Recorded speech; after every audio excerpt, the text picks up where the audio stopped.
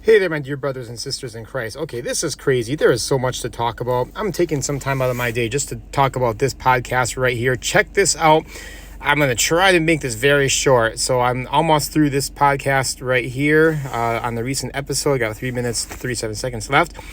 Lights and drones and all kinds of things all around the world.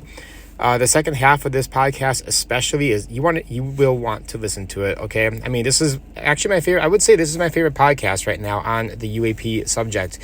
Besides Haunted Cosmos, that one episode they did, and sometimes they talk about it on other episodes, or Cultish and their 10-part series last year. But aside from that, like a podcast dedicated to the phenomenon, this is my favorite go-to one right here. Maybe post a couple times a week or so.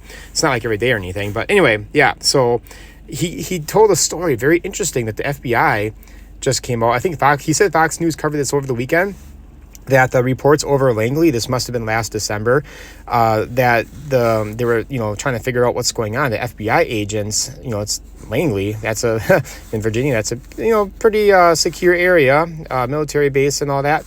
So they were following them home. These so-called drones were following the FBI agents home. Lights, even Milwaukee. He mentioned that they're being seen in Milwaukee. I live not too far away from Milwaukee, like just over an hour drive, or give or take. That's nuts. I'm gonna have to, keep my eyes open at the skies tonight here in Two Rivers, Wisconsin, see if I see anything. Maybe I'll just camp out over the lake shore and just look out for a while. But man, this is nuts. And then you mentioned too also, how I can't remember, all this stuff is just meshed together, but one report saying the police were saying, if you see any down drones, don't touch them. And don't touch them and contact authorities. Okay, why not touch them? If it's pretty interesting that they word it like that.